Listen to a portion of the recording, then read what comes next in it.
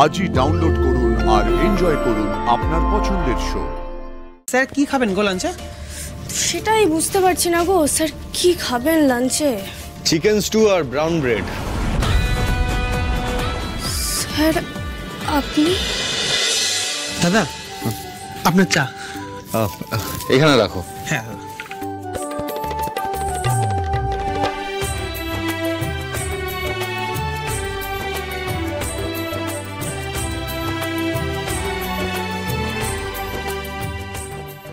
দাদা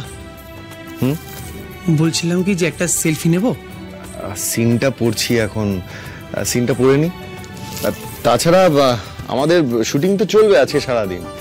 আমি বলছি তোমাকে, আমি ডেফিনেটলি পরে তোমার সাথে ছবি তুলবো। হ্যাঁ আচ্ছা দাদা ঠিক আছে।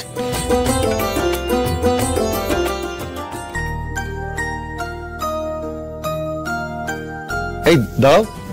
হ্যাঁ দাদা বলুন। চাটা কে বানালো? কেন দাদা? আমি? ভালো হয়নি? তুমি তুমি বানিয়েছো এই চাটা? হ্যাঁ।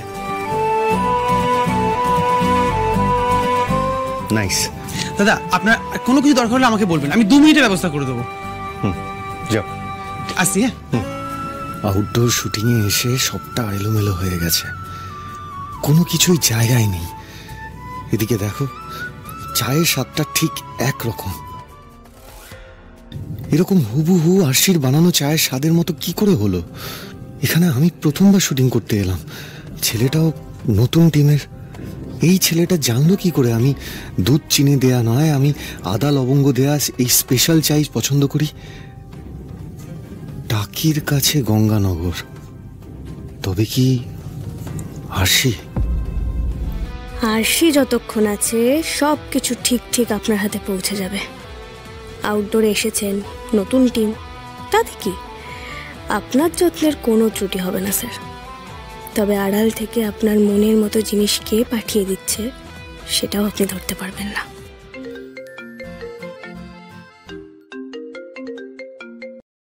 হ্যাঁ মধু বলো। হ্যাঁ না না, ঠিকঠাক পৌঁছে গেছি, খুব একটা প্রবলেম হয়নি। হ্যাঁ ওদিকে সব ঠিকঠাক আছে তো? শুটিং এ কোনো রকম? হ্যাঁ মধু আমি ছাড়ছি, হ্যাঁ পরে ফোন করছি। এই ব্রেকফাস্টটা কে রেডি করেছে? ওই যে চা পাঠিয়েছিল সেই কি? না না স্যার, দিদি বানিয়ে দিয়েছে। দিদি? কে দিদি?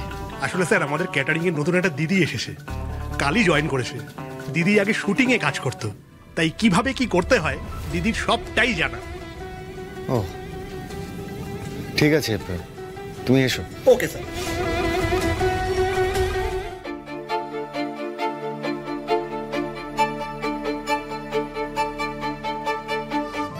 বিশুদা, বিশুদা। হ্যাঁ এই তো বলো। বলছি সাক্ষ্যজিৎ স্যারের লাঞ্চটা আমি এখানে বানাবো, বুঝলে তো? যা যা লাগবে একটু জোগাড় করে দিতে পারবে? হ্যাঁ হ্যাঁ কি লাগবে বলো। আর স্যার কি খাবেন গো লাঞ্চে? সেটাই বুঝতে পারছি না গো স্যার, কি খাবেন লাঞ্চে? চিকেন স্টু আর ব্রাউন ব্রেড।